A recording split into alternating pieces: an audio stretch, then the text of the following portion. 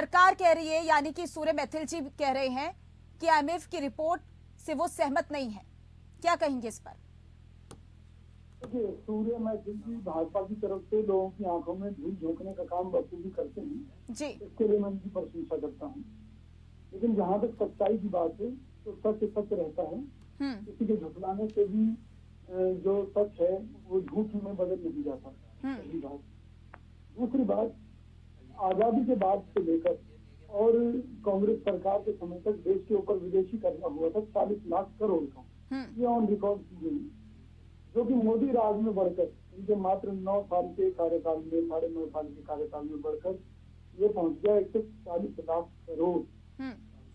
तो बहुत मायने रखता है देश का कर्जा, विदेशी कर्जा बढ़ना, देश की आर्थिक स्थिति खराब होना। भाई एक तरफ आप ये कहते हैं कि भाई हमारे पास टैक्स कलेक्शन के रूप में अथाह पैसा आ रहा है, पहली बात। दूसरी बात, इसी बार के सत्र में बीजेपी सरकार ने हजारों करोड़ रुपए कर्जा लेने के लिए फिर से प्रस्ताव रखा है। तो फिर से हजारों करोड़ का कर्जा लेने जा रही है भारत सरकार। एक तरफ आप कहते हैं आपकी कमाई बढ़ रही है, दूसरी तरफ कर्जे भी बढ़ रहे हैं, तो दोनों चीजें एक साथ कैसे चल सकती है? संभव ही नहीं है। ये जो हैप्पी इंडेक्स की बात है उसमें भारत के लोगों का नंबर 160वां है। इसका मतलब ये है 160 दुखी देशों के लोगों में भारत पहले नंबर पर है। ये बहुत दुखद बात है। और मैं चैलेंज करता हूँ माधुरी जी, आप अपने आसपास, अपनी रिश्तेदारी में, बिरादरी में, सब जगह नजर घुमा कर देखना।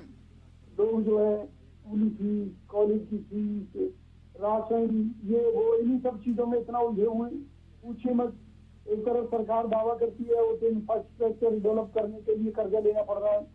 तो भाई ये जो टोल आपने हर 10 कदम पर लगा दिए हैं, जिनसे अथाह वसूली की जा रही है, जिससे लोगों विजय जी, मैं आपको यहाँ पर रोकना चाहूंगी। विजय जी, मैं यहाँ पर आपको रोकना चाहूंगी। आप विदेशों से कर्जा लेने की बात कह रहे हैं।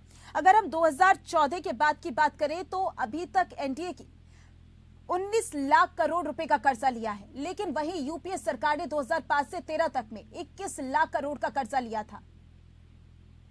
देखिए माधुरी जी, मुझे नहीं मालूम कि सरकार क्या फर्जीवाड़ा करती है, लेकिन मीडिया जो खबरें लेकर आता है या आईएमएफ ने जो रिपोर्ट जारी की है, मैं उन सब मुद्दों की बात करता हूँ। चाइना की अगुवाई में एशियन बैंक से लोन भारत सरकार ने, सर मैं भी रिपोर्ट की ही बात कर रही हूँ। और सुनिए, सबसे अहम बात मैं कहना चाह रहा हूँ, आजादी के बाद से लेकर मोदी सरकार आने तक देश की किसी भी सरकार ने आरबीआई के रिजर्व फंड से 1 रुपए भी नहीं लिया था। जबकि मोदी सरकार 2-2 बार कई लाख करोड़ रुपए निकाल कर खर्च कर चुकी है। तो देश के इतने तो बुरे दिन आ चुके हैं, यहाँ तक कि राज्य सरकारों को बीजेपी शासित प्रदेशों में अपने कर्मचारियों की तनख्वाह देने तक के लिए कर्ज लेने पड़े। तो अगर देश की सरकार, चाहे भी सिस्टम में पैसा किसका है, आम जनता का पैसा है, डूबेगा किसका पैसा, आम जनता का पैसा। इन्होंने सारे एयरपोर्ट धीरे धीरे करके उनका प्राइवेटाइजेशन कर दिया, ठीक है जी, वहां से पैसा ही ले रहे हैं। रेलवे स्टेशनों को इन्होंने बेच दिया, एयरपोर्टों को बेच दिया। दूसरी तरफ दावा कर रहे हैं हम तो कर्जा इसलिए ले रहे हैं कि हम तो एयरपोर्ट बना रहे हैं। तो देश की आंखों में धूल झोंकी जा रही है, और जब इनके पक्ष की कोई भी झूठी बात भी आ जाए तो उसका ये बढ़ाकर प्रचार करते हैं। मैं एक चीज ये कहता हूँ, खुद मोदी सरकार ये मानती है कि देश के 81 करोड़ गरीब लोग मोदी द्वारा दिए गए 5 किलो गेहूं पर जिंदा है। तो 81 करोड़ जनता अगर 5 किलो गेहूं पर अपना जीवन यापन कर रही है, तो इसे देश की दुर्दशा का आप अंदाजा लगा सकते हैं। चाहे हम प्रदूषण की बात करें, चाहे हम महंगे इलाज की बात करें, ठीक है। आकाश जिंदल जी भी हमारे साथ जुड़े हुए हैं। देखिए, मैं आंकड़ेबाजी पर विश्वास नहीं करता, मैं जमीनी हालात पर विश्वास करता हूँ। अगर देश के अंदर उद्योग धंधे बढ़ रहे हैं, व्यवसाय बढ़ रहे हैं, जाहिर सी बात है बेरोजगारी खत्म होगी। लेकिन बेरोजगारी इस राज्य में बढ़ी है। आलम ये है, आंकड़े बताते हैं कि 40 करोड़ लोगों ने तो तंग आकर रोजगार ढूंढना ही बंद कर दिया है। शेयर बाजार सट्टा बाजार बन चुका है। एक महीने में ही भारतीय निवेशकों के कई लाख करोड़ रुपए डूब चुके हैं भारतीय शेयर बाजार में।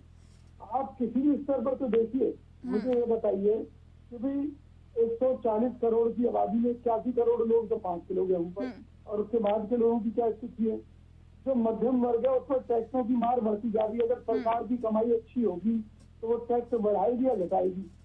टैक्स बढ़ा रही है, यानी कि सरकार को ज्यादा लूट चाहिए लोगों से, ज्यादा जेब काटनी है। दूध के ऊपर टैक्स लगा दिया, चावल के ऊपर टैक्स लगा दिया, किसी भी चीज को तो नहीं छोड़ रहे। अभी कुछ दिनों में के ऊपर भी टैक्स लगा देंगे। ठीक है, जब सुनिए ना जी सर, समय की कमी है, समय की कमी है। शर्मा जी से मैं इसका जवाब ले लेती हूँ। शर्मा जी, बहुत कम शब्दों में आप अपनी बात पूरी कीजिएगा। जनता को